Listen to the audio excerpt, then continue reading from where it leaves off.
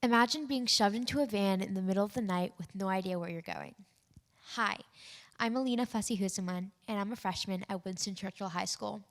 Today, I'd like to shed light on the troubled teen industry and the abuse these programs cause teenagers across the world. The troubled teen industry has been brought to the public through celebrities such as Paris Hilton and Bad Baby, who were both victims of this program. However, not just celebrities are speaking out about these programs, but victims and normal people alike from across the world.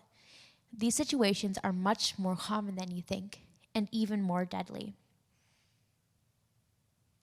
By now, you're probably wondering, what is the troubled teen industry? Well, according to unsilenced.org, the troubled teen industry is the term for the different facilities for troubled youth that make up a multi-billion-dollar industry in the United States. These programs go by many different names, including, but not limited to, wilderness therapy, therapeutic boarding schools, and residential treatment centers. These programs target vulnerable families and promote themselves as being able to fix almost any problem on earth. From neurological disorders to sexuality, the troubled teen industry swears they can fix anything for the low cost of $5,000 to $30,000 a month. Manipulation tactics are used by people that are meant to be trusted. Healthcare professionals, social workers, teachers, you name it. Any supposedly dependable figure is offered bonuses based on referral and average headcount, making them focus more on money and the amount of time spent in these programs rather than the health and well-being of the victims they target. Many victims have no idea when these things happen. They don't know the warning signs, they don't know how to look out for it. And a lot of times, it ends up in danger. A lot of danger. These victims, they're usually teenagers that are going through something really difficult, something that a lot of people don't go through, or when people do go through it, it's very traumatic for them. They want comfort. They want someone to look for, someone to trust, and sometimes they don't get that. Instead, they get shipped away to these places that shouldn't exist, these places located in the middle of nowhere with people that treat them horribly, people that don't look out for them.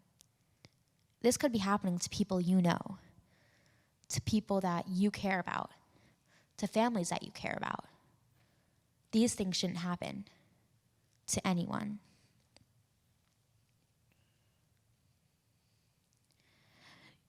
Youth escort services, or legal kidnapping, is utilized. A survivor named Haley Cads says that we were taken from our beds in the middle of the night by strange men who escorted us across state lines into the middle of the nowhere. Once we got there, we were told to get naked. They strip searched us, and then they gave us a pair of clothes that we wore for the whole time we were there in a backpack that weighed almost about 50 to 75% of our weight. After we got there, we were forced to hike miles and miles upon the brink of exhaustion. These programs are designed to be almost impossible to escape. Located in quite literally the middle of nowhere, with hundreds of miles of forestry in every direction, even if you somehow manage to escape, town residents in the nearby towns located near these facilities, they're fully aware of what's going on, fully aware of the abuse that these programs contain, and they will alert the people running these programs that you've escaped, and they'll send you right back to where you came from. Essentially, you're trapped. You have no way out. These programs put victims into groups where points can be earned. If enough points are earned, basic necessities such as talking or letter privileges can be earned. It might seem hard to believe, but even talking or coughing out of turn could get you severely reprimanded. Letters are sent to guardians to keep up the narrative that everything is fine. Everything is all right. These children are being treated well, like they belong, treated like these people are their families. They're not being treated like that. A victim going by the pseudonym of Riley stated that they kept out the positive letters to our parents. They told our parents that we were going to see the Utah desert. Our adventures in the Utah desert were filled with fun fantasies like ruins, abandoned cowboy camps, rock art. Riley continued to describe fake narratives made up by the counselors on May 18th with the rest of the group. These points can be earned in numerous different ways, one of them being by essentially snitching on other victims, further isolating yourself from any shared trauma or comfort.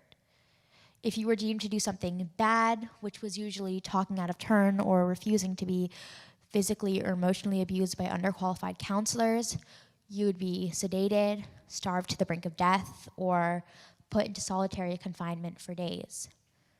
Counselors were usually young adults tasked to apply any means necessary to force children into cooperation. And if you didn't cooperate, that would be literally getting your life taken away from you. All your rights stripped, like you didn't belong. Because you didn't belong. No child should ever have to belong there. No one should ever have to face the horrors found in these camps. If you were found to do something bad, it was like your life was over. You couldn't talk to anyone. You couldn't even eat. You were basically a shadow of who you once were. Someone that doesn't belong. Someone that was practically dead in the eyes of everyone else. According to the regulatory review, in 2020, a Black teenager named Cornelius Fredericks was restrained for over 10 minutes for throwing a sandwich. He lost consciousness, went into cardiac arrest, and unfortunately died just 30 hours later. Many other victims have also died from malnutrition, abuse from counselors. A lot of children die, and most often from suicide, that is most often the easiest way to get out of situations like these. These programs target marginalized groups such as children in foster care, children that are abused that don't know how to get out, children with disabilities, people of color, etc. The troubled teen industry is a very ongoing issue, and although it might seem cliche and like something out of a horror novel, it's a very real problem. Unsilenced and Breaking Code Silence are both nonprofit organizations that put victims first. By visiting their official websites, you can learn more about how to support this cause, but sometimes the easiest way is often the most effective. By spreading the word about the troubled teen industry and the harm it caused to families across the world, you empower survivors and hopefully prevent more families from falling victim to these programs. Thank you for your time.